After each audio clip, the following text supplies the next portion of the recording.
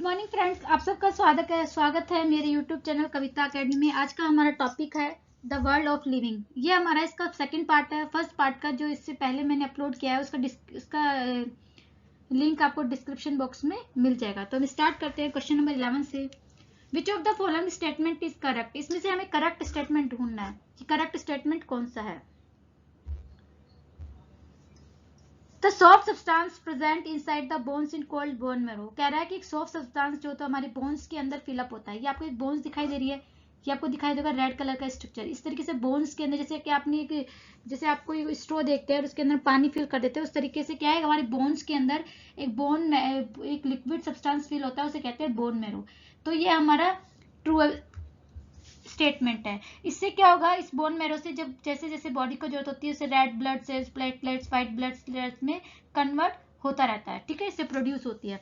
तो ये हमारा ट्रू पार्ट है। सेकंड पार्ट है pivot joint allow the maximum movement in all planes whereas hinge joint allow the least movement one plane only. अब वो कह रहा है कि pivot joint allows the maximum movement.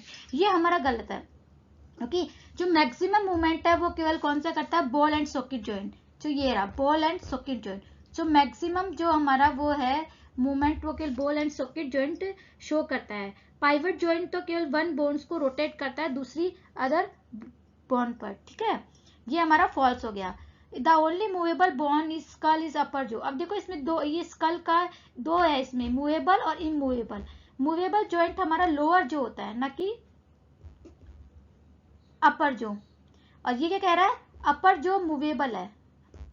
तो ये गलत है, क्योंकि लोअर जो मूवेबल होता है। आप अपना खुद पता कर सकते हो अपने लोअर जो को हिलाकर कि आपका लोअर जो आपका मूवेबल है, अपर जो तो आपका इमूवेबल है, मूव नहीं करता। ये फाल्स हो गया।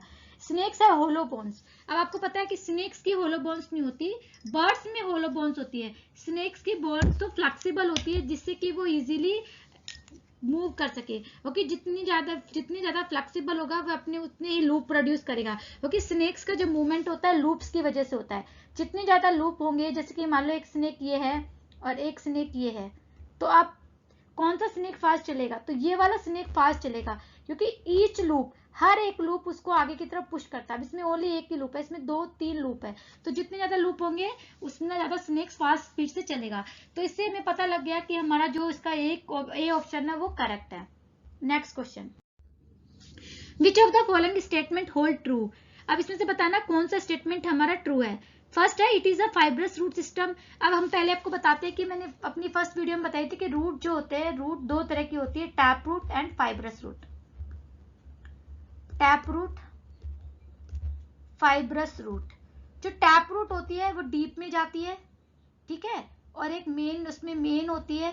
जबकि जो फाइब्रस रूट होती है, वो क्या करती है, वो बेस से ही ऑल डायरेक्शन, उसमें कोई मेन रूट नहीं होती और वो ज्यादा डीप में नहीं जाती, ये डीप में जाती है। ठीक है, और ये जितनी भी टैप रूट्स होती है मैंने बताया था डाइकोट सीड में होती है। किसमें होती है, डाइकोट सीड। जैसे मैंगो हुआ, मैंगो, रेडिश, कैरेट, टर्निप। आप अगर रेडिश को आप निकाल के देखोगे तो इसमें एक मेन, बिल्कुल क्लियर एक मेन रूट होती है। जबकि फाइब्रस रूट होती है वो मोनोकोट सीड में होती है, जैसे कि राइस है, ग्रास है। ठीक है, इस तरीके से। तो हम अपने क्वेश्चन पे चलते। इट इज अ फर्स्ट है, it is a fibrous root. तो ये फॉल्स हो गया, क्योंकि ये फाइब्रस रूट नहीं है। इसमें आपको मेन रूट क्लियर दिखाई दे रही है, और ये डीप में जा रही है। कहाँ जा रही है, डीप में। जबकि जो फाइब्रस रूट होती है वो डीप में नहीं जाती, वो ऑल डायरेक्शन में मूव करती है। The branches that arise from the main root is called fibrous root. वो कह रहा है branches arise the main root, main root से जो ब्रांचेस निकलती है वो फाइब्रस रूट कहलाती है। ये भी गलत है। It is a tap root system, ये सही है क्योंकि ये टैप रूट सिस्टम है। Example of this type root P, radish, carrot, turnip. ये हमारा सही है। तो हमारा सी ऑप्शन पे जाएगा। Third and fourth are correct. Next question है, the given table show characteristic of herb shrub trees. अब हम क्या करें, हम बता सकते हैं कि जो हमारे प्लांट को है, जो हमारे ट्रीज, जो हमारे प्लांट है, जिनको कितने पार्ट में बांटा गया, 3 पार्ट में, हर्ब, शर्ब्स और ट्रीज। और क्लाइंबिंग के अकॉर्डिंग क्लाइंबर्स, क्रीपर, 2 तरीके से बांटा गया है। हर्ब और शर्ब को उनके साइज के अकॉर्डिंग बांटा गया है। ठीक है, साइज की, उनके रूट्स की, उनके स्टम्प्स के अकॉर्डिंग। ठीक है, इस तरीके से हम देखते हैं। पहला इसका साइज है। साइज में क्या होगा कि हर्ब सबसे छोटे होते हैं, स्मॉल होते हैं, यूजुअली 1 मीटर हाइट के होते हैं। सेकंड है शर्ब की बात करें, शर्ब मीडियम साइज के होते हैं क्योंकि वो हर्ब से बड़े होते हैं और ट्री से छोटे होते हैं, ठीक है, 1 से। फिर ट्री है, tree generally more than 3 metre height, सबसे बड़े होते हैं। ये हमारा पहला सही है, हमें इनकरेक्ट ढूंढना है। कौन सा ढूंढना है? इनकरेक्ट। तो ये तो हमारा ट्रू है। Nature of stem size, green tender stem few branches. Green देखो ये पूरे तरीके से ग्रीन कलर के, ये सारे हर्ब के एग्जांपल है। हर्ब ग्रीन कलर के होते हैं, बिल्कुल सॉफ्ट उनका स्टेम होता है, टेंडर मतलब सॉफ्ट। हार्ड वेरी थिक, ये फॉल्स है क्योंकि हार्ड होते हैं लेकिन वेरी थिक नहीं होते। ये इसके अकॉर्डिंग तो इससे तो थोड़े ज्यादा होते हैं लेकिन इसके अकॉर्डिंग थिन होते हैं, बस थिक आना चाहिए, वेरी थिक नहीं आएगा, ये गलत है, ये वाला गलत है। With branches on the upper part of the stem, upper part से नहीं निकलती, ये नीचे से निकलती है, अपर पार्ट से तो ट्री में निकलती है, तो ये भी इसका गलत है। इसमें hard stem but not very thick, opposite लिख दिया देखो, hard and but not very thick तो शर्ब में आना चाहिए था, इसमें तो ये हमारा फॉल्स है। ब्रांचेस है नियर द ब्रेसिस, तो ये इसका आना चाहिए था और ये वाला इसमें आना चाहिए था, तो ये रॉन्ग है, तो यही हमारा ऑप्शन आएगा। अब हम एग्जांपल देखते हैं, ग्रास, टमेटो, वीट, मीट, ये सारे ग्रीन होते हैं, टेंडर होते हैं, सॉफ्ट होते हैं, तो ये सब किसके एग्जांपल है? हर्ब के, सही है। हिबिस्कस, लेमन, रोज, जैस्मिन, ये सारे शर्ब है, ठीक है। फिर है गुलमोहर, नीम, पीपल, मैंगो, ये भी ट्रू है, तो हमारा क्या गलत हुआ इसमें? Second option. नेक्स्ट क्वेश्चन, अब इसमें हमें कॉमन कैरेक्टरिस्टिक्स निकालने हैं सब में। अब पहले हम बताते हैं कि एनिमल्स को जो होता है अलग अलग बेसिस के अकॉर्डिंग उनका क्लासिफिकेशन किया गया है। अगर हम बात करें कि हमारे ये जो पिक्चर्स में शो कर रखे ये एनिमल्स, इनको डिवाइड किया गया है उसकी बैकबोन के अकॉर्डिंग, कि जिस एनिमल्स के अंदर बैकबोन के अकॉर्डिंग, किसके अकॉर्डिंग? बैकबोन। दो तरह के होते हैं, वर्टिब्रा, एक होता है वर्टिब्रा, एक होता है नॉन वर्टिब्रा।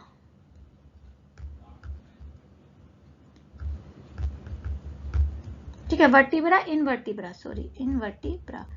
वर्टिब्रा जिनमें जो आपकी बैकबोन होती है वो प्रेजेंट होती है, जिसे वर्टिब्रा कहते हैं। जो 33, जैसे ह्यूमन में कितने होते हैं, वर्टिब्रा में कितने वर्टिब्रा होते हैं उसके बैकबोन में? 33 होते हैं। इनवर्टिब्रा में बैकबोन नहीं होती, तो ये इनवर्टिब्रेट्स है। क्या है? इनवर्टिब्रेट्स, इनमें बैकबोन नहीं होती।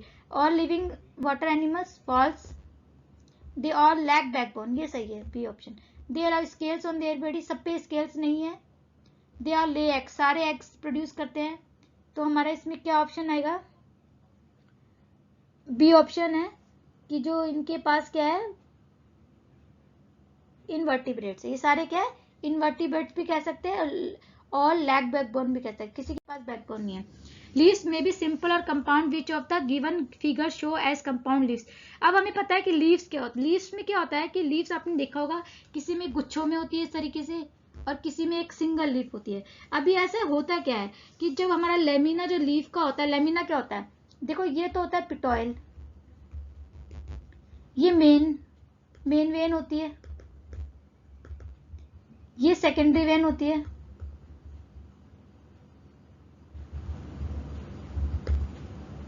टिप होता है, लीफ टिप, ठीक है।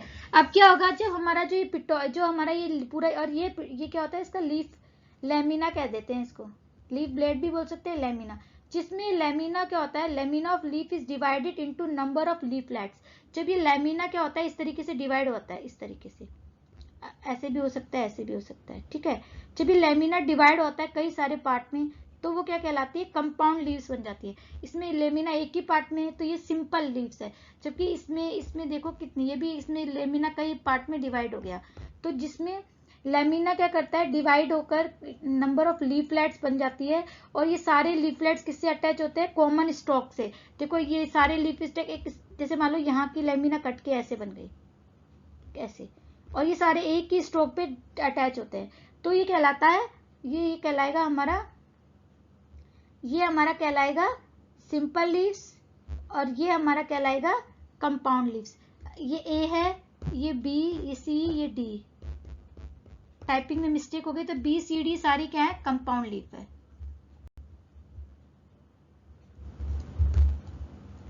और ये सिंपल लीफ है जिसमें लेमिना पूरा एक ही पार्ट में डिवाइड नहीं है। नेक्स्ट क्वेश्चन, इसमें हमें एक डिक्टोमस की दी है जिसमें कि हमें पता करना है कि इसके अकॉर्डिंग कौन सा हमारा आंसर ठीक है।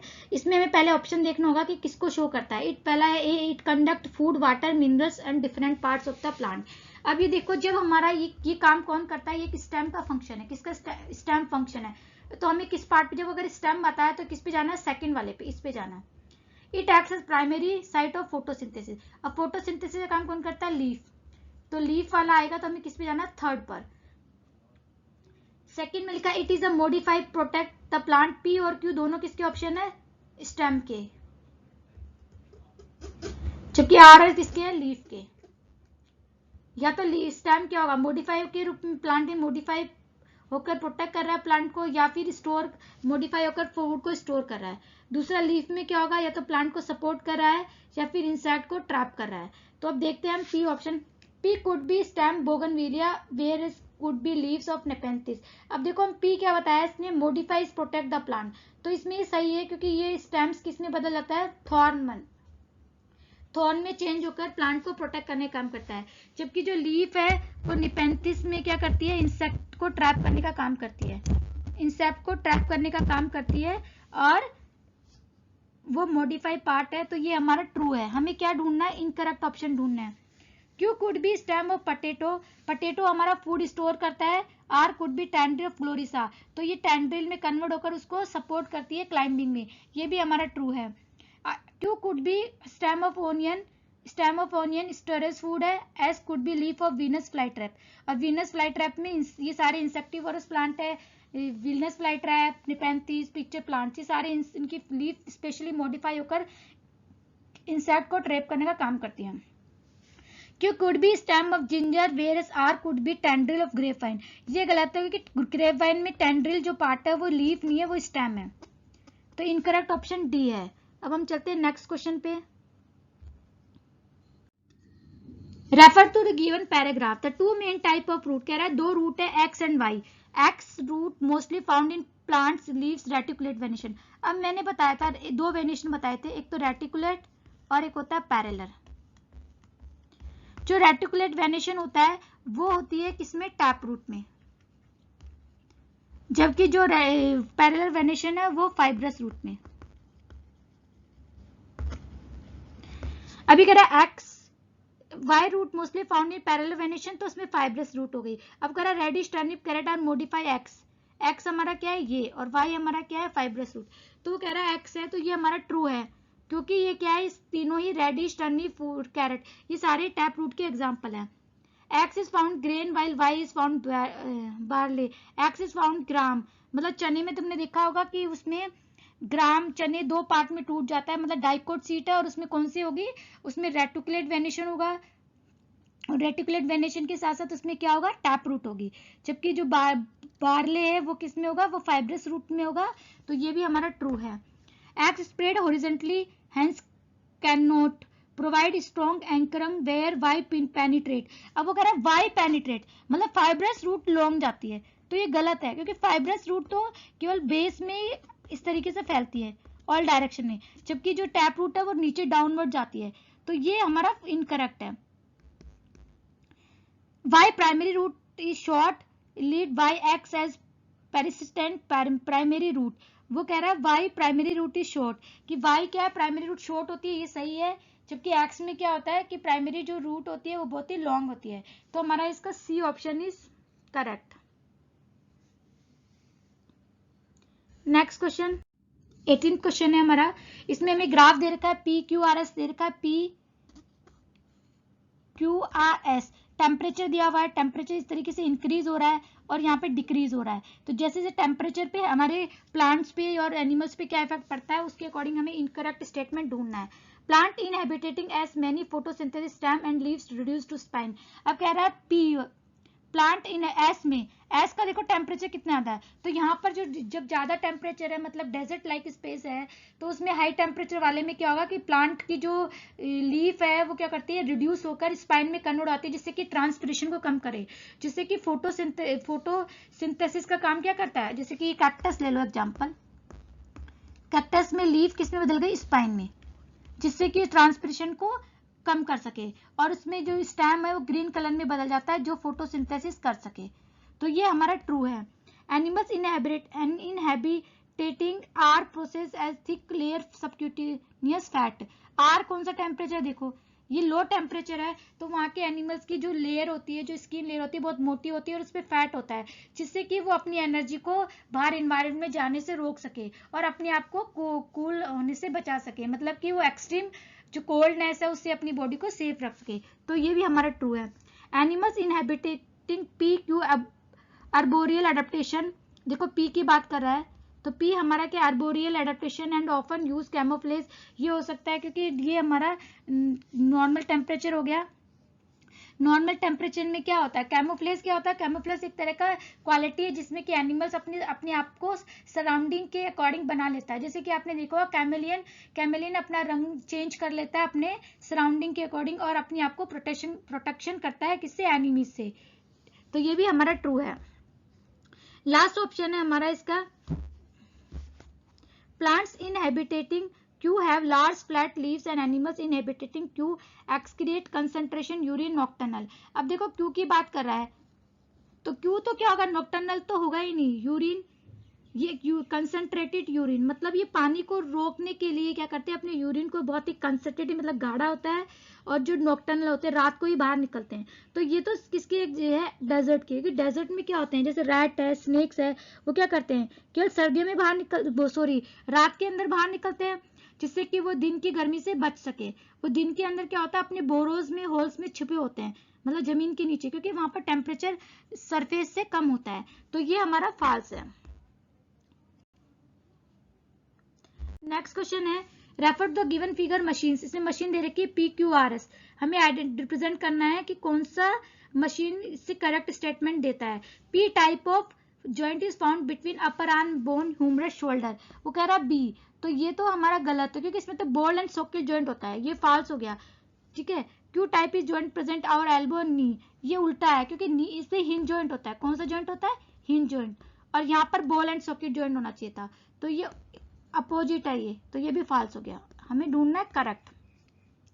As type of joint allow side to side as well backward forward movement, ये हमारा सही है क्योंकि इसमें क्या होता है, रिस्ट में होता है जो, जिससे कि वो हम क्या करते हैं, वो movement back and forth movement show करता है, तो ये हमारा ट्रू है। R type of joint allow the highest freedom of motion, R नहीं होगा, क्यू होगा, क्योंकि मैंने बार बार कह रही हूँ कि ball and socket he highest freedom of motion देता है, जो ऑल डायरेक्शन में होता है, इसीलिए हम अपने हाथ से एक बॉल को घुमाकर फेंक सकते हैं क्योंकि हमारा हाथ क्या होता है, पूरा 360 डिग्री घूम जाता है। तो इसका ऑप्शन है सी। नेक्स्ट क्वेश्चन है, लास्ट क्वेश्चन है हमारा, हमें मैच करने के लिए कहा है कॉलम 1 एंड 2, इसमें है joint that offer maximum movement, बार बार कह रही है मैक्सिमम मूवमेंट क्या होता है, बॉल एंड सॉकिंग, ये ट्रू है। Tissue that joint bones with muscle, अब हमारे दो तरह के टिश्यू होते हैं, एक होता है बोन्स टू मसल, एक होता है बोन्स टू मसल्स, एक होता है बोन्स टू बोन्स।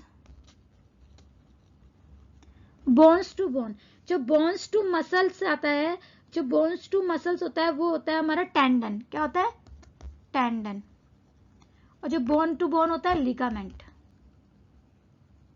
ठीक है, tissue that joint bones with muscle, muscles की बात कर रहा है तो बोन से मसल टेंडन कहलाएगा, मतलब बी पार्ट में थर्ड होगा। Tissue that joints the two bones, दो बोन को जोड़ेगा, लिगामेंट होगा। तो हम क्या बोलेंगे, ये इसमें मैं टाइपिंग करना भूल गई, ए का फर्स्ट, बी का थर्ड, सी का fourth, joint present in fingers, fingers में कौन से जॉइंट होते हैं, finger joint present in fingers, fingers में हमारे जॉइंट कौन से प्रोड्यूस होते हैं, फिंगर, वैसे तो ग्लाइडिंग जॉइंट होते हैं लेकिन इसमें कोई सा भी ऑप्शन नहीं बचा, लास्ट ऑप्शन बच रहा है हिंज जॉइंट, क्योंकि वो भी क्या करते हैं, बैक एंड फोर्थ मूवमेंट होता है। वैसे तो हिंज जॉइंट किस में होते हैं, हिंज जॉइंट हमारी नी एल्बो में ही होता है, इसको फिंगर्स ग्लाइडिंग जॉइंट आना चाहिए था इसमें। तो आज का हमारा वीडियो यही खत्म होता है।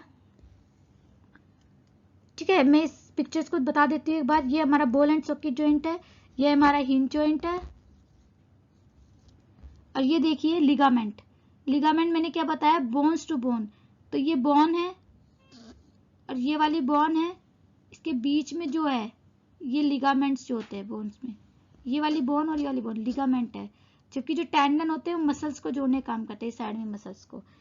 अगर आपको वीडियो अच्छा लगे तो लाइक कीजिए, शेयर कीजिए, जिससे कि मुझे और मोटिवेशन मिल सके कि मैं आगे अपना वीडियो जारी रखूं। Thank you, bye bye.